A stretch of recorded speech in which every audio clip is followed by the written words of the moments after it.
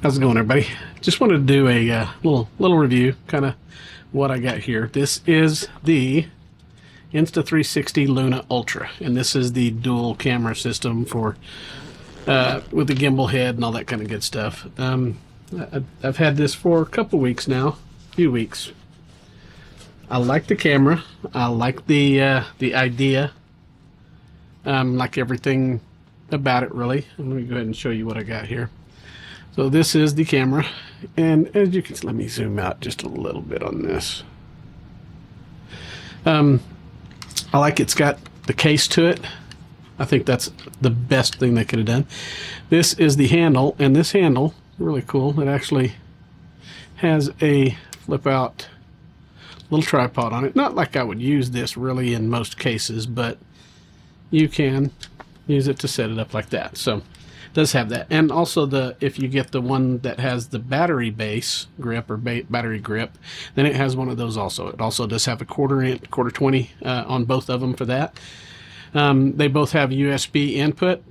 This one just will power the camera. The other one will charge the battery and charge the camera at the same time. So show you a little bit more about it. You get the little flip open door there, and then you just pull it out. It does have a place really quick, like inside here. This is a wide angle lens. Let me get my camera to focus on it here. It's not going to focus because I zoomed back out. There we go. So it does have the wide angle dual lens on there, and then it also does have a place where you can put it's marked black mist filter, so you can get a black mist filter in there. You could also put a UV filter or an ND filter or a CPL, whatever. Doesn't make any difference, but they will magnetize to those areas so that you don't have to worry about that. Not much else. The only thing is it does have the little place right up here where you can clip on the what's that called, the little happy face or whatever it is microphone, the pro microphone, or the light, whichever. I'm not sure what they're called, but anyways. So this is a pretty cool camera. Let me go ahead and show you the accessories before I get into it. And I did get this bag separate. The one that came with it was nice, but it had no room for anything extra in it. So this is one of the Pro microphone things, or the Mic Pro, whatever you want to call it. And as you can see, I did put my own little logo on there. I work with the Amarillo Youth Choir, and so I put their logo on that for the next stuff that I'm going to be doing. And as you can see, it does come with a dead cat. I've got 3 of these microphones, and this is the thing that I run into that I don't like. The third microphone will not hook up to the camera. So when you get the Pro mic set, then this is what you get, and you have to push that, and it's kind of tricky. You gotta. It's not the easiest thing in the world to open. There we go. So you're having to push on this and hold this little bitty thing right here just to get it to open. But you can see it does come up. It will charge the microphones, and it will charge the receiver. Now the receiver is how you get the time code. So it does have the place here for the magnets. So if you want to do that. And then of course I have the clip-ons on there. There's another one of my Amarillo Youth Choir ones. And then the other one that I got is just pretty simple. It's got my Venmo tag on it. So pretty simple though, and it does tell you how much of a charge it's got. I could not get it to charge up to 4, so that's another thing altogether. Here is the battery grip, and as you can see, it is almost, not quite, but almost roughly about twice the size of the regular grip. And like I did say, this does have the quarter 20 and the little flip out stand. You can get one of the little bitty teeny tripods. That's what I prefer. I have several floating around here. It did come with, the microphones did come with the 3.5 millimeter TRRS cable. And then another thing that I did get was the and I can't remember what brand. I think this is the Insta360 brand one, if I'm not mistaken. No, this is This is the newer. This is the newer brand. Yes, it is. So this does have the variable ND filter, the black mist, and then the CPL. So and it's an adjustable CPL, or of course you can rotate the. Now what I do find is it is very hard. Put this back on me real quick. It's very hard to turn these while they're on the gimbal head. It keeps moving around and stuff like that, and it's really hard to see. The ND filter, I've got it all the way at so it says 2 to 32. So 32 is not very much around here, Panhandle of Texas, and the sun does get pretty bright. So keeping that in mind, I would like to have a 64 because I think I would use that probably a lot more than the 32, but I can't really tell that much of a difference of it. So going back into the bag here, let's see, that's really all I've got other than this little number. And I like this. This is probably one of the coolest things. So this is a handle, and you can take this the screen and the controller off of there and put it on here, and then you've got more to hold on to. And I'll show you in a second how that makes a difference, because it does make a huge difference. I'll keep one of these out and we'll show you. So I'll go ahead and turn it on, and I do keep a UV filter on here just to keep it from getting scratched up and stuff. So it is magnetic too, it's just like the other one, so there's no difference there. So all you do is flip it on.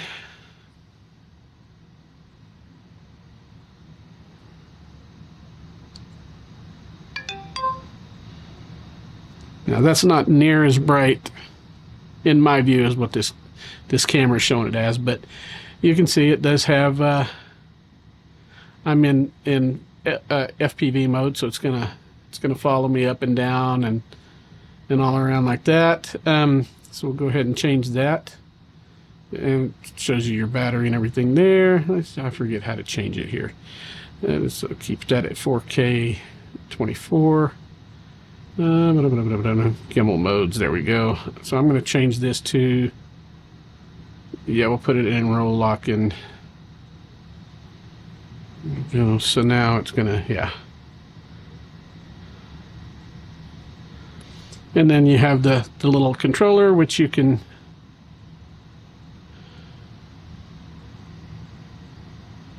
but it's still going down with that one. So let's see, roll and tilt lock, there we go.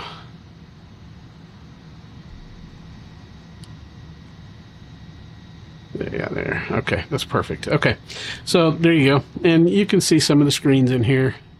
So you can do these gimbal modes and stuff like that. Move over from that side. You can choose whether you're going to do pictures, night, slow motion, blah blah blah. There's your time shift. Mine stays on video. Going from this side, there's nothing on there because I haven't filmed anything lately. Go down, get your quick capture. You can go different screens, format your SD card, stuff like that. You can do your audio settings, whatnot. And then going up, you can change your frame rate, all that kind of good stuff. And then, let's keep that on 4K. So the screen is a little bit touchy, but then you can go up in here. You can see I've got it EV -3, and I've got it in iLog, all that kind of good stuff. So now, if what I want to do is, I'm going to put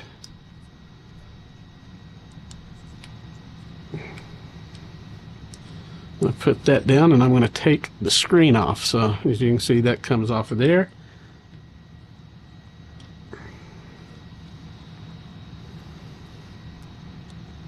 Then this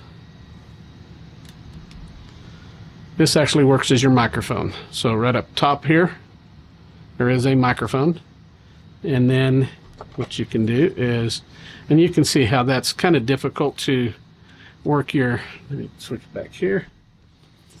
As small as that is, it's kind of difficult to, that's record button, and then of course there's your gimbal, and there's zoom. So it's as small as it is, it's really hard to do that. So you can put this in here, and got to get it in just right. That's the bad thing about it. It is 3D printed from somebody that doesn't really know. But see now, see how much room I've got there? And then you can use this as a clamp to where you can do your stuff. And this will do tracking and all that kind of good stuff. But see, now I can show you on there. Come on, zoom in, focus. There we go. You can see I can control this like this.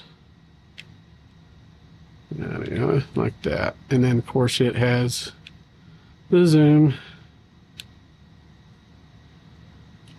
And you can read all the stats and all that kind of good stuff. There's plenty of information out there on this. Then what you can do is you can take one of these and you can turn it on. And see, it already popped up there on the thing, recording via Mic Pro. So this is now how I'm recording instead of using. I'm going to do it like everybody else does, because I really love it that you get this little microphone that's a thing you're supposed to put on your shirt or whatever, and they sit there and hold it like it's a big old huge microphone. Yeah, that's ridiculous. So what I'll do is, there you go. So now you can see, maybe if it'll focus. I don't know why this thing is having such a hard time focusing.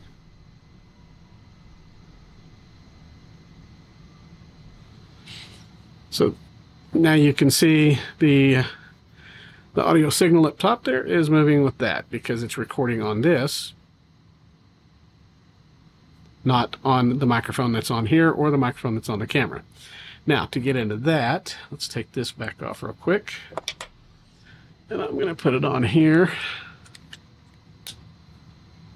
See, it just clips in. There's two little buttons, one on each side there. That's how you take it off. So then what you can do is, I'll just show you this real quick. Here is the microphone for the camera. And this does come off. This is just another windscreen, and that's the microphone there, there, and there. Now, put that back on. And I keep it on because it does fit in the, it does fit that way in the cradle and in the case and all that kind of good stuff, and it doesn't hurt anything to have that on. So here's another thing that this will do. You can turn it sideways and it will flip to vertical shooting mode. It does that automatically. Here's your screens up and down now, so you can kind of see that. And then if you go one more step and go upside down, it is now upside down, and all the maneuvers that you make will be just like if it were right side up the way you need it to be. So the controls aren't going to make any difference or anything like that, because it's in the mode that you need it to be in. So you can do it like that. And if you like to keep it like this, but you still want to shoot in the vertical mode, you can flip the screen and it will flip to portrait mode. So now you're recording for TikTok or whatever it is you screen or you film for. So there's that. It does have a really good, I'm going to go ahead and turn this off. It does have a really good follow, or sorry, not follow. It's the tracking. It has a really good tracking. So I'm going to go ahead and turn this off. Like I said, the only difficulty that I've seen so far is that it will, for some reason, I can't get it to latch onto all three of the microphones on the camera at the same time. You can do two of them, and that's easy enough. You can do, one of them has latched on, it just won't do it again while the other two are there. And I don't know what the deal is there. I think it's just because I need to reset everything up the way it's supposed to be. But anyways, that's kind of what I got. I did do some, and I got this so I could do car videos. Oops, let me put that back in there, right? That's the whole reason for me getting it. I'm not going to use this as a vlogging camera or anything like that. I've got this set up, so I don't need to do that. That is about all of that. Now, what I will say is I'll do another video on it too, but so I did get the Tilta. I got the Tilta Alien Mini Hydra shock absorbing arm for your car that has the electronic suction cup and everything, so that when I've got this on there and I'm filming cars, you won't see any of this rocking around. I mean, I think the fastest we got it up to was probably about 45, maybe, roughly. Holds like a charm.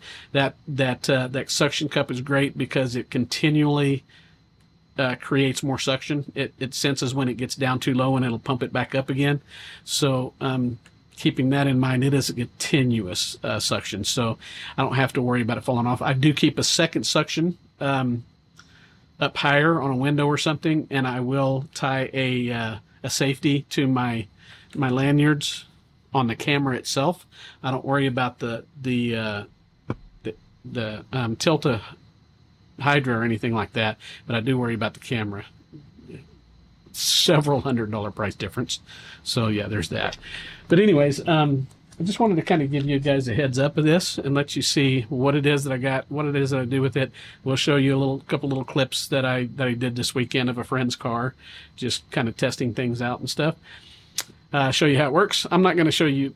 I didn't film putting it on, anything like that. None of that. So yeah, maybe I'll do that later with the Tilta Hydra, and I'll show you how that works. I did it with another one, so I'll probably do it with this one too.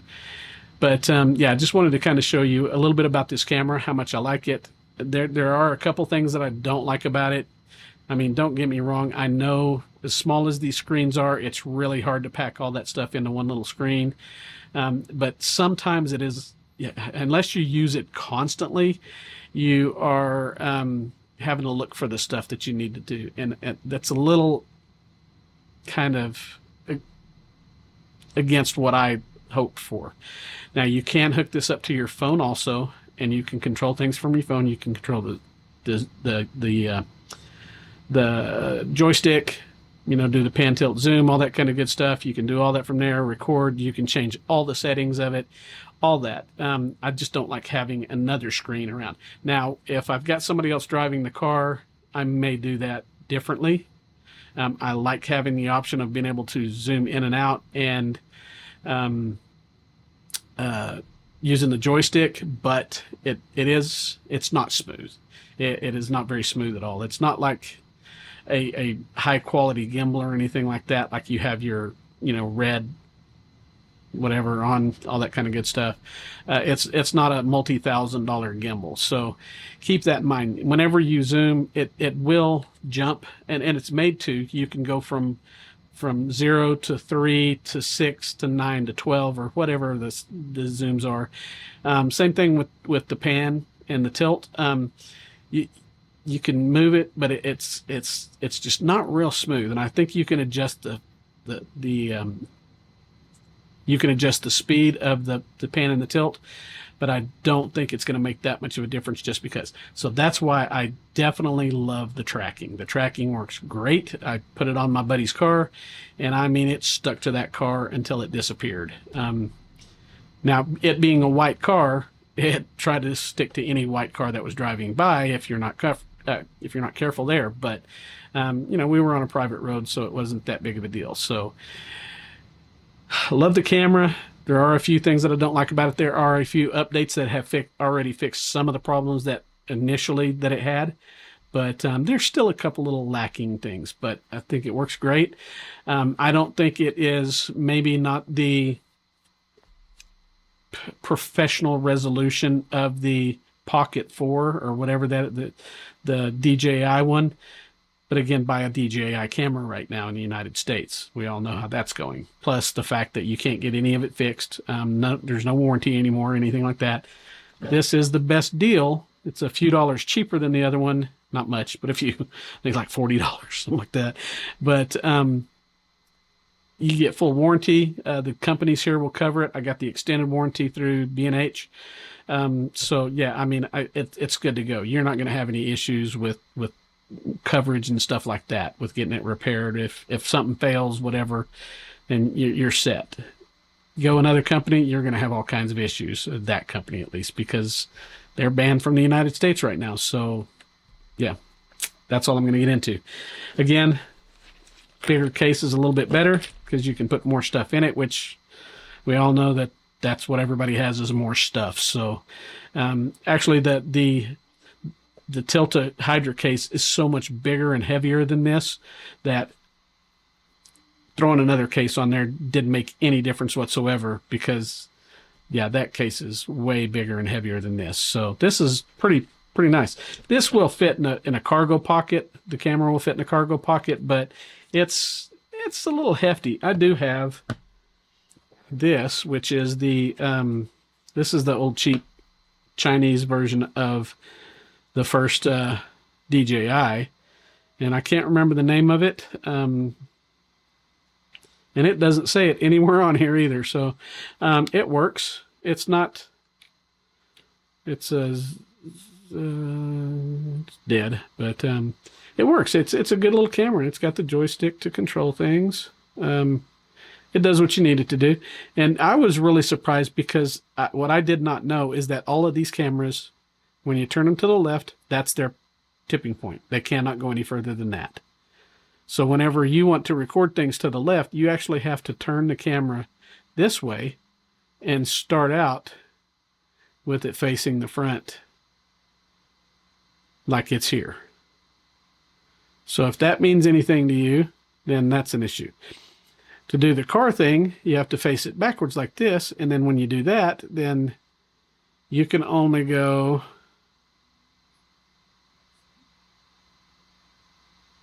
that far, which is fine because that's probably where your car is at. So you're not going to need to go any further than that. But anyways, I just wanted to, and this one does not have the snap back to function. It also does not have the magnetic bezel to where you can put filters or anything on it. So it does have tracking. It's not the best in the world, but the battery on this doesn't last very long. They don't have any kind of exception to that. You just plug a USB into it. And it will charge, but that's as far as you can get. Or you can have a portable and have it powering the camera. But it does do 4K at 24, 4K at 30. I don't think it does 4K at 60. But anyways. Oh, the other good thing about the Insta360 Luna is it has, I think it's 46 gigabytes of built-in memory. So you can record onto the built-in memory and you can put a memory card in it. This, you have to have a memory card. It will not record anything onto itself. So that's it. And it also does only have the one microphone, which, anyways, I'm lost there. But yeah, I think it's, yeah, just little holes all over it. So it's not the best sounding either. But one button, one gimbal, nothing else. It's pretty simple. And it works. Like I said, it's cheap. I think this one was just under $250, maybe something like that. And I've had it for a number of years now. I don't use it that much just because it's so limited and it is very fragile. This is built way better than that one is. So I feel more comfortable using it. And the fact that you can put ND filters on it, stuff like that, makes a huge difference. That's as far as I'm going to go with this for right now. I will show some footage of driving, doing some rolling shots, stuff like that with a car. I'm not going to do walk around stuff. I'm not going to test the microphone distance. There's all kinds of people that have done that kind of stuff. So if you want to watch those videos, be my guest. I'm just kind of giving you my 2 cents on what it's about, what it's like, what it's worth, what it's for, what I use it for, and what I think about it. So anyways, see you next time. And I'll show you the Tilta next. All right. Thanks. Bye.